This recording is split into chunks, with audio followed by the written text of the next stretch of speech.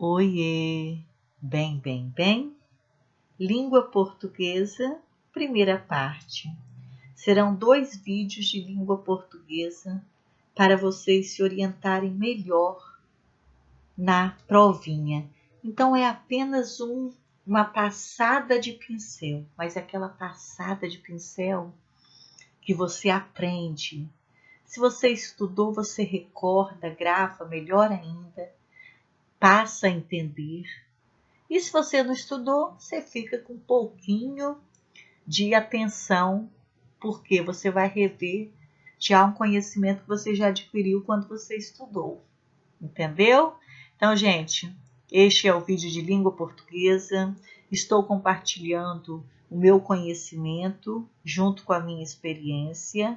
E eu peço a vocês que se inscrevam no meu canal, por favor, tá bom? Se inscreva no meu canal, dá um like, comente, compartilhe e pode pedir o vídeo que vocês quiserem, que eu estou aqui disposta, se for do meu alcance, farei para vocês igual eu atendi a todos os pedidos, eu acredito até agora. Então vamos lá? Estão vendo que tem 2 colunas. A coluna do lado esquerdo é do vídeo de hoje, tá bom? O próximo vídeo será o da coluna à direita. Então, vamos lá, gente. Então, dê uma olhada. Muito bem. 11 tópicos para vocês. Tá. Compreensão e interpretação de texto. Qual a diferença entre compreensão e interpretação de texto? A compreensão de um texto é a análise e decodificação do que está realmente escrito, seja das frases ou das ideias presentes no texto. Já a interpretação do texto está ligada a conclusões que podemos chegar. Quando a gente lê o texto, nós vamos chegar a uma conclusão, que é a interpretação, é o entendimento subjetivo que o leitor teve sobre o texto. Estão vendo essa tabela que eu coloquei? Então, é sobre compreensão de texto e interpretação de texto. Mas, afinal, o que é? A compreensão do texto, gente, vai ter um texto lá. Então, o primeiro texto. Se for de compreensão de texto, e pode ser de interpretação de texto. Então, quando eu não entendo muito se é para compreender ou se é para interpretar, eu acabo errando na resposta, já que ela é de múltipla escolha. Eu acabo errando. Então, eu preciso analisar o que realmente está escrito, coletar dados do texto. Quando eu olho para o texto e tento compreendê-lo, então é a compreensão do texto. Interpretar é completamente diferente. Consiste em saber o que se infere do que está escrito, o que eu posso concluir do que está escrito neste texto. Isso é interpretar.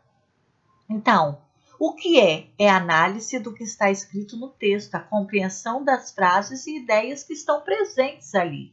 Agora, a interpretação, o que é a interpretação? É o que podemos concluir sobre o que está escrito no texto. É o modo como interpretamos o conteúdo. E a informação? A informação está presente no texto. Quando a questão é de compreensão, a informação está presente ali. Agora, quando é a interpretação de texto, a informação está fora do texto, mas está conectada a ele. A análise trabalha com a objetividade, com as frases e palavras que estão escritas no texto. Já na interpretação, trabalha com a subjetividade, com o que você entendeu sobre o texto. Então, a compreensão de texto significa decodificá-lo para entender o que foi dito. É análise objetiva. Então, as expressões que geralmente se relacionam com a compreensão são: segundo o texto, de acordo com o autor, no texto, o texto informa que, o autor sugere. Esta daí é uma questão de compreensão. Então, você vai procurar lá no texto o que você quer, que aquela questão está querendo saber. Agora, Quando é interpretação, como que eu vou saber que é para interpretar? Se é para interpretar, lá nas questões vão aparecer: diante do que foi exposto, podemos concluir. Infere-se do texto que. O texto nos permite deduzir que. Conclui-se do texto que. O texto possibilita o entendimento de. Então, tá vendo? Você tem que ter essa clareza na hora da prova para saber o que você vai responder. Se for em cima do texto, a pergunta, então você já sabe que é uma compreensão. A resposta vai estar ali escrita. Agora, se for interpretação, você vai ter que inferir, você vai ter que deduzir daquilo que está escrito no texto, que vai ser a sua informação, vai ser a sua resposta. Então, fica atento em compreensão e interpretação. Figuras de linguagem. Nós temos as figuras de linguagem, também chamadas de figuras de estilo. São recursos estilísticos usados para dar maior ênfase à comunicação e torná-la mais bonita. E nós temos figura de linguagem, eu coloquei aqui a metáfora. O que é a metáfora? Representa uma comparação de palavras com significados diferentes e cujo termo comparativo fica subentendido na frase. Então, eu coloquei aqui o exemplo. O Val é uma baleia. Ficou subentendido que o Val é uma baleia. Então, é no conotativo. Quando a gente fala, a vida é uma nuvem que voa, também é um exemplo de metáfora.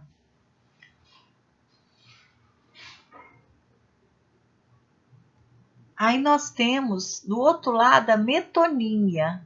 O que é a metonímia? É a transposição de significados considerando parte pelo todo, autor pela obra. Então eu colocava assim, costumava ler Shakespeare. O que quer dizer isso? O nome pela marca. Por exemplo, Nescau, achocolatado. Então, vou tomar Nescau. Nescau é o achocolatado. Então, eu coloquei o nome pela marca. É uma figura de linguagem. Costumo ler Shakespeare. Então, a leitura do próprio autor, né? Então, o nome dele virou a marca das minhas leituras.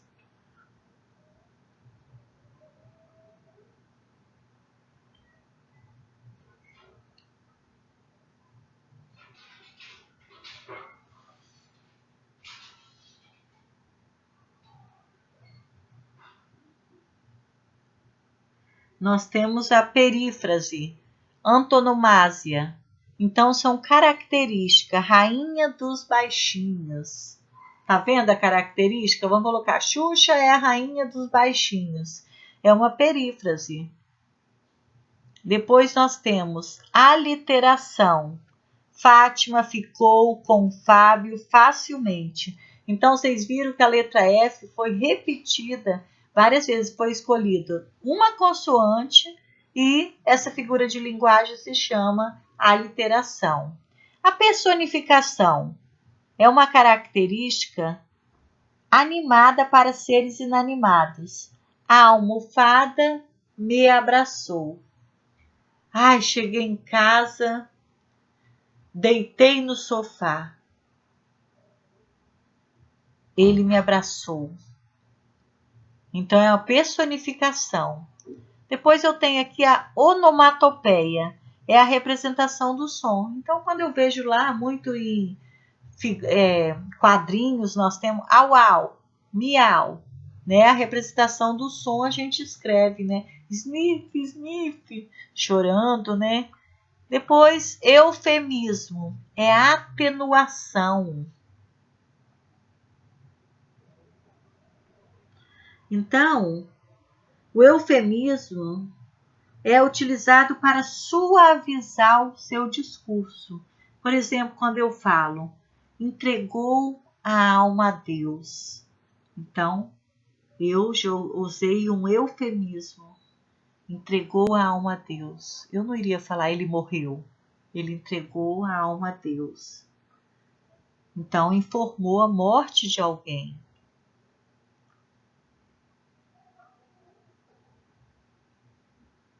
Então, nós temos a catacrese, que é a metáfora cristalizada. Então, asa da xícara. A hipérbole é um exagero intencional. Vou explodir. Não tem como, né, gente? Então, é uma hipérbole que eu usei. E a antítese é o contraste. Antítese. Ante a tese, né? Costuma ser falado. Riso, pranto. Significação de palavras e expressões é o item 4. O significado das palavras é estudado pela semântica, que é um ramo da linguística que estuda o sentido das palavras, frases e textos de uma língua. Então, nós estaremos vendo denotação e conotação. A denotação, que é o sentido próprio, o sentido literal, é a denotação. O que é isso? É o sentido real da palavra. Então, o pássaro voava pelo céu da cidade.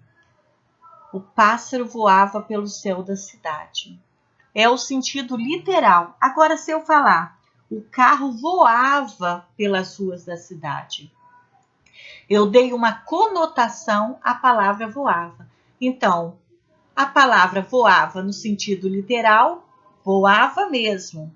E no sentido figurado, o carro. Na verdade, é porque o carro corria demais. Então, por isso que deu o nome figurado. Então, lembra do carro. Literal, a palavra voava quer dizer voava. E conotativo, conotação é quando eu uso aquela palavra com outro sentido, sentido figurado. Antônimo e sinônimo. Bom, tem uma questão lá numa das provinhas, a melhor questão que eu olhei, porque eu achei sobre antônimo e sinônimo. Então fala assim, no trecho falava muito, mas falava calmamente. A palavra destacada poderá ser substituída sem alteração do sentido original por. Então, calmamente quer dizer que está pedindo um sinônimo, que seja a palavra do mesmo sentido. Então, letra A, agitadamente, mansamente, irritantemente, constantemente, incansavelmente. Claro que seria a letra B, mansamente, que mansamente que é o mesmo sentido de calmamente. Então, eu tenho que prestar atenção que lá não vai perguntar qual é o sinônimo disso, não.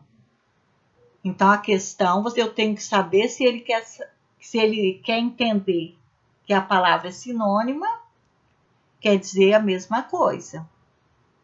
Aí depois nós temos os homônimos e paranônimos. Os homônimos, gente, quando a gente vê a palavra homo, então quer dizer o quê? Com a mesma pronúncia. São palavras com a mesma pronúncia e nem sempre com a mesma grafia. Pode ser uma grafia também diferente, mas significados diferentes. Então, homônimos, palavras com a mesma pronúncia, mas com significados diferentes. Por exemplo, concerto. Quando eu falo a palavra concerto, eu lembro de duas situações. Concertar alguma coisa e concerto de música. Agora, os parônimos são palavras com grafia ou pronúncias parecidas. Por exemplo, inflação e inflação e inflação.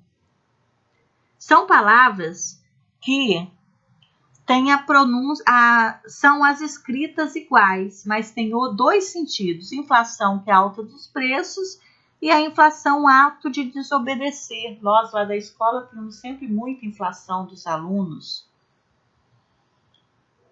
E aí a gente chegou à ambiguidade, que não necessita, né, nem falar muito, porque a polissemia é um jogo de palavras, tem duplo sentido, são as possibilidades de várias interpretações. temos que tomar muito cuidado com a ambiguidade. Por exemplo, esta mulher é uma tremenda gata. O gato do vizinho é Peralta. Precisei fazer um gato para que a energia voltasse. Olha o sentido das palavras, né? A palavra gato mudou o sentido. Pois nós vamos para a polissemia. Bom, monossemia. A gente tem que olhar muito bem a escrita das palavras. Mono quer dizer única, então quer dizer o quê? A palavra monossemia é uma palavra o quê? É aquela que designa um só conceito. Por exemplo, a porcelana foi criada pelos chineses. A jarra é de porcelana. Esse porcelana aí está sendo usado em duas frases diferentes, só que tem o mesmo sentido. Agora, polissemia, poli remete a quê? A vários, né? Então, a maçã está podre e o pêssego está bom. Bom, olha o uso do bom. Ele é um bom rapaz. Não está bom da cabeça. Então, foi usado para, a mesma palavra foi usada para várias expressões.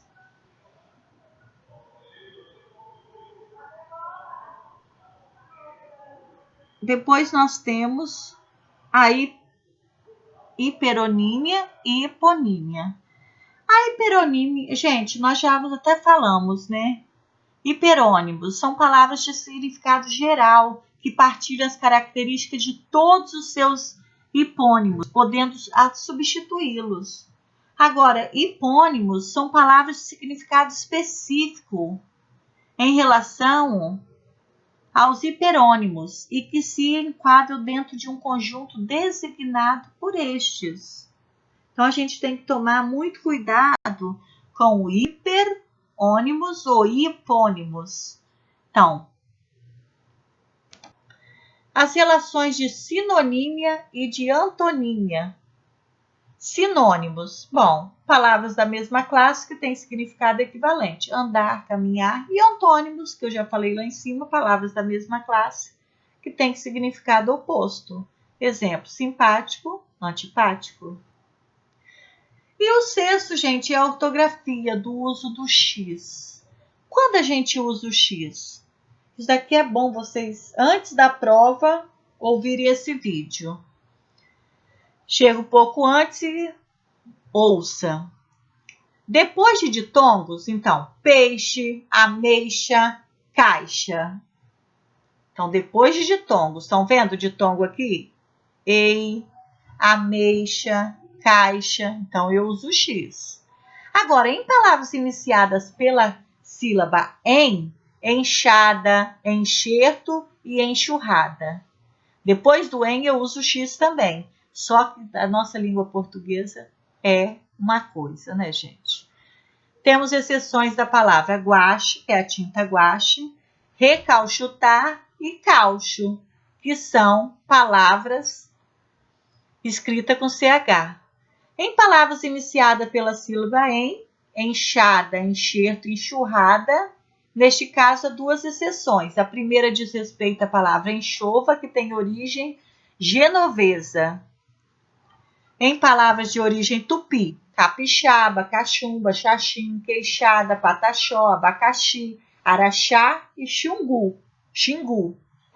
A segunda exceção são as palavras formadas pela sílaba inicial em, seguidas por radical com CH.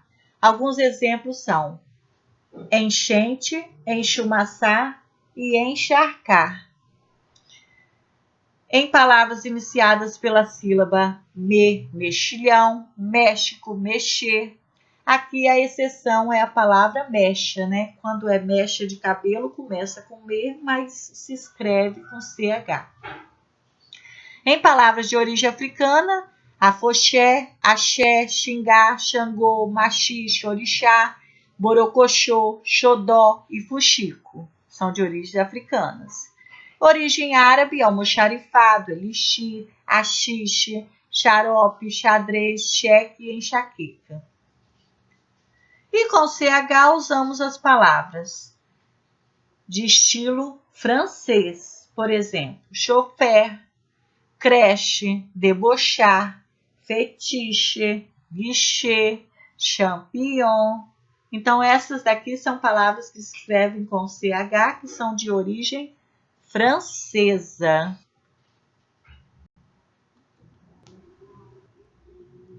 S ou Z. É uma dificuldade também, né, gente?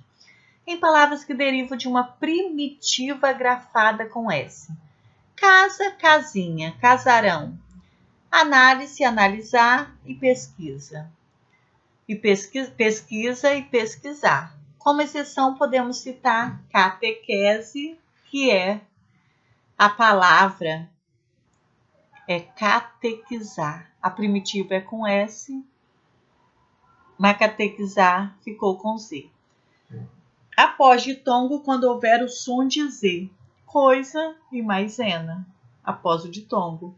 No sufixo es, esa, esia, isia, quando indicarem nacionalidade, título ou origem. Burguesia, portuguesa, poetisa e camponês. A exceção é para a palavra juíza, que deriva do masculino juiz. Então, essa é a exceção. Lembra que juíza, juiz é a exceção. Na conjugação dos verbos por e querer, ele pôs, ele quis e nós quisemos.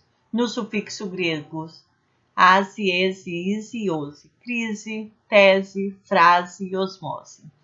As exceções são as palavras deslize e gaze. Palavras terminadas em es e esa serão escritas com Z, quando se tratarem de substantivos abstratos provenientes de adjetivos, portanto, indicando uma qualidade: certeza, nobreza, maciez e sensatez.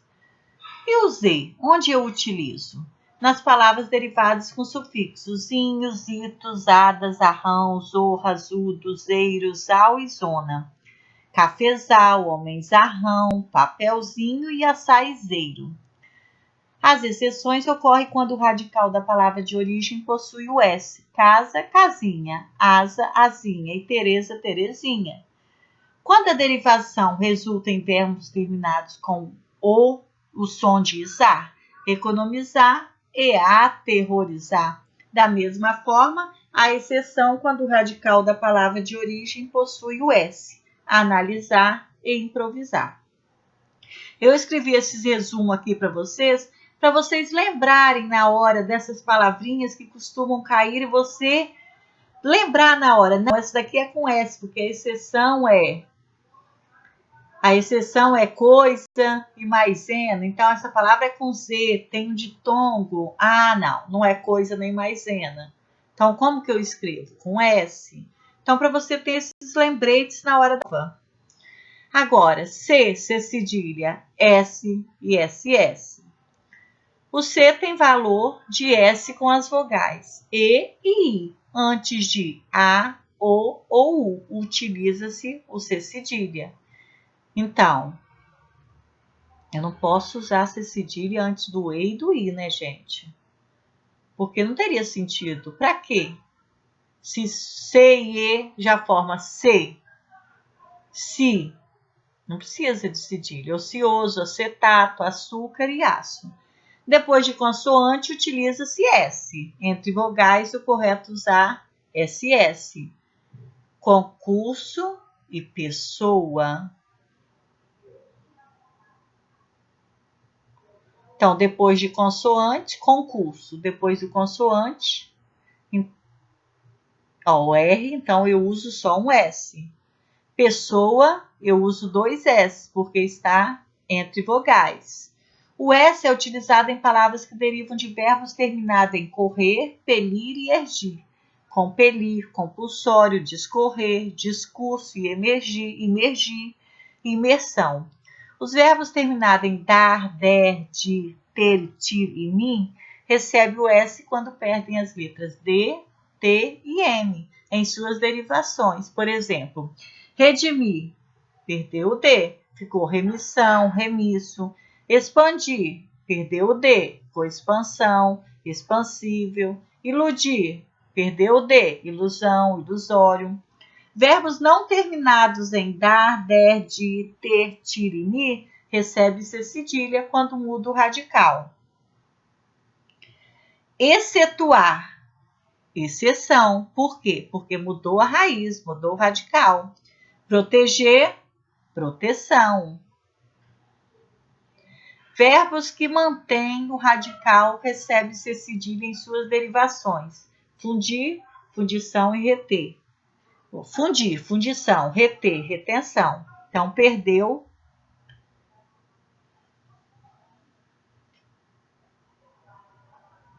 Utiliza-se seu cedilha após o ditongo quando houver som de S, traição e coice.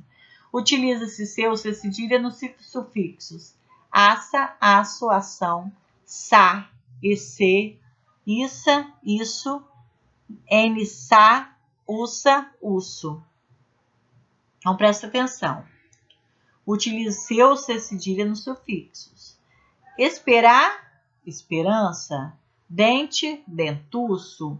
Rico, ricaço. Merece, merecer. Em palavras de origem árabe. Ó, 2 vezes que a gente fala de origem árabe, hein, gente? Açude, alface, alvoroço, celeste, seletim, açoite, açafrão. Algumas exceções são artesanal. Algumas exceções são artesanal. Em palavras de origem tupi, camaçari, açaí, cacique, piaçava, paçoca, iguaçu e cupuaçu. Em palavras de origem africana, caçula, cachaça, miçanga, cansaço e já casos em que o G é utilizado quando a palavra é derivada de outras palavras grifadas com G. Faringite, faringe. Selvageria, selvagem. Algumas exceções são coragem, corajoso e viagem, viajar. Quando as palavras terminadas no sufixo ágil, égio, ígio, ógio e úgio. Refúgio, prestígio, sacrilégio. Utiliza-se G quando os substantivos são terminados em gen. Sondagem, viagem, passagem. Exemplos de exceção são as palavras pagem e lambugem. Quando os verbos são terminados em ger e gi, eleger e rugir, depois de R, divergir e submergir, caso em que o J é utilizado, nas palavras derivadas de outras que são grafadas com J. Lojista, loja, gorjeta, gorja. Nos verbos terminados em já, arranjar, encorajar, enferrujar. Palavras de origem árabe, azulejo, berinjela, jaleco, jarra, laranja. Algumas exceções são giz, girafa e álgebra. Em palavras de origem tupi, juru, maracujá, jerimum, marajó, jiboia, Sergipe é uma exceção. E palavras que possuem origem africana, jabaia, manjá, carajé, giló, jurema. Agora o uso do mal com L e mal com U. É uma das dúvidas mais frequentes, que as duas palavras são muito parecidas. Mas na hora de escrever, qual será o correto? Nesse caso é uma dica, é praticamente infalível. Na hora da dúvida, basta colocá-la em prática. A palavra oposta, mal, é o oposto de bem, enquanto a palavra mal é o oposto de bom. Basta fazer a substituição para perceber se o uso é correto ou não. Então, vale lembrar ainda que quando estiver acompanhado de artigo ou pronomes, mal será um substantivo. Exemplo, sofro desse mal desde os 10 anos de idade. Porém, quando modificar um verbo ou adjetivo, mal será um advérbio. Exemplo, chegou em casa e mal olhou para o marido. Na direção contrária, a palavra mal sempre é usada como um adjetivo. Exemplo, os maus exemplos não devem ser seguidos. Então, mal com L, sempre substantivo, mal com U, adjetivo. Então, lembra assim, né? O uso dos porquês está muito fácil, a gente só precisa lembrar disso. Porquê separado é uma pergunta. Por que foi embora? Toda vez que você vai iniciar uma pergunta, porquê separado e sem acento, porquê junto e sem acento, é uma resposta, porque choveu. Agora, porquê separado e acentuado, fim de uma frase. Atrasaram por quê? Toda vez que a mãe tá zangada lá, que bota aquela... A mãe da gente bota as duas mãozinhas aqui na cintura e fala: atrasou por quê? Já sabe, é o fim da frase, é acentuado, é o acento que a mãe vai te dar na sua cara. E por quê, junto e acentuado, é um substantivo. Você sabe o porquê disso?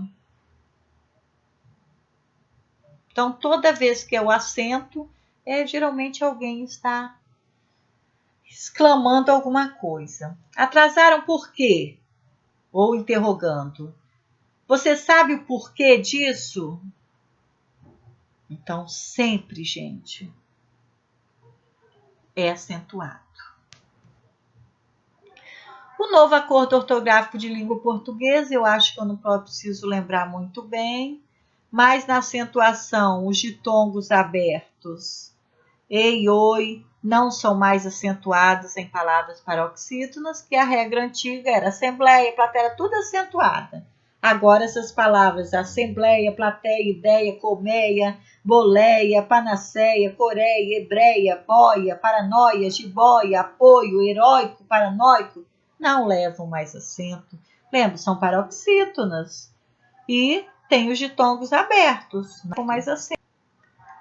E o hiato, o não é mais acentuado, igual era como enjoo, voo, corou, tudo acentuado. Agora não acentuam mais. E não existe mais o acento diferencial em palavras homógrafos. Por exemplo, para, que era verbo, pela, pelo, pera, pera, polo, não acentuam mais. O acento diferencial ainda permanece no verbo poder. Por exemplo, lá no indicativo, pôde, e no verbo pôr, para diferenciar da preposição por. E não se acentua mais a letra U nas formas, argui, apazigue, averigue. Então, agora a gente fala argue, apazigue, averigue, enxague, ensaguemos, oblique. Então, são das novas regras. A acentuação, gente, eu acredito que vocês podem parar e fazer uma leitura, porque não vai adiantar eu ler para vocês, mas vocês podem ler para vocês mesmos, só para lembrarem. Por exemplo, acentuação, se eu ler aqui, monossílabos tônicos terminados em a, e, ou no plural, né? Pá, três, bo. Então, é uma regra simples que vocês podem só fazer a leitura. E o uso da crase, que ainda tem gente que tem dúvidas, né, gente? Mas não erre mais. A crase é uma contração da preposição a com artigo definido feminino. Então, se eu já estou falando que é o artigo definido feminino, eu só uso em palavras femininas. Não faz sentido usar crase antes de palavras masculinas, de verbos e números, exceção para as horas, né? Às 10 horas, às 4 horas, às 2h30. Não, tudo com crase. E na dúvida, substitua o acraseado por ao e o feminino por um masculino equivalente. Exemplo, foi à loja. Aí você pega loja, pega uma palavra masculina, mercado. Então, foi à loja, foi ao mercado. Deu certo? Então, a troca fizer sentido, a crase está bem colocada. Gente, escreva na prova de vocês, pode escrever, foi à loja. Isso daqui está de um pouco de dificuldade em frasear. Escreva a palavra na frente com a crase e troca ela por uma palavra masculina do mesmo sentido. Então, você verá, escreva, gente, que você lembra. Aqui nós temos a fonética e fonologia, som e fonema, encontros vocálicos e consonantais e dígitos. Isso é velho, né, gente? Mas nós sempre ficamos na dúvida na hora da prova. Porque fonemas são os sons da linguagem humana. A letra não, é a representação escrita dos fonemas. E a sílaba é o grupo de fonemas pronunciados juntos de cada vez. Aqui, gente, todas as vezes que eu tenho dificuldade em fonema, na fonética, o que eu faço? Eu sempre separo a sílaba. Escreva aí a palavra, separa a sílaba dela, aí você vai ler, você vai ver a quantidade de sílabas, qual é a sílaba tônica. Aí você vai ver se tem um encontro vocálico, se tem um dígrafo. Aí eu vou saber se eu estou vendo o som, estou vendo o fonema. Então, isso é muito importante, gente. Por exemplo, água, Uruguai, saída. Quantos sons você ouve? Então, se duas letras ou mais fizerem um som, duas letras fizerem um som, quer dizer, eu tenho um fonema, mas posso ter mais letras. 10. Morfologia, classes de palavras variáveis e invariáveis e seus empregos no texto. Como eu vou empregar? Gente, isso é muito fácil mesmo. A flexão verbal. É só entender o quê? Por exemplo, o número. Eu canto, eles cantam. Claro que vai variar a palavra, né? Então, os verbos, eles variam, substantivos, adjetivos, artigos. Por quê? Porque eles flexionam-se em gênero ou número. Então, por exemplo, a pessoa, eu canto, nós cantamos, tu cantas, vós cantais, ele canta, eles cantam. Então, eu estou no gênero, estou no número. Então, por exemplo, é masculino, é feminino. Então, vai modificar. É singular, é plural. Agora, variáveis e invariáveis. Nós temos os pronomes e os numerais. Tanto eles podem variar ou não variar, gente. É claro, isso daí a gente aprendeu, assim, é só para recordar mesmo.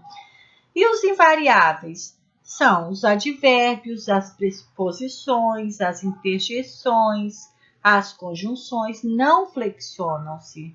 Independente do que está escrito lá na frente, naquela frase, independente do substantivo, do adjetivo dado, do artigo, não vai flexionar.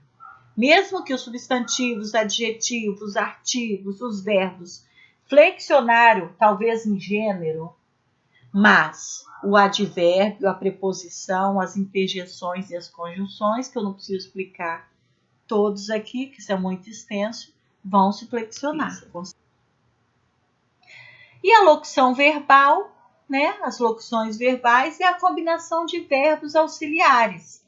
O ter, haver e estar, com verbos nas formas nominais. O técnico vai mudar o time. Então, para mudar a palavra mudar, que é o verbo principal, nós tivemos que colocar o auxiliar, que é o verbo vai. O verbo auxiliar não tem sentido próprio. Na locução verbal, o público está aplaudindo o espetáculo de pé. Principal, conserva o sentido próprio na locução verbal. A máquina vai substituir o homem, pouco a pouco.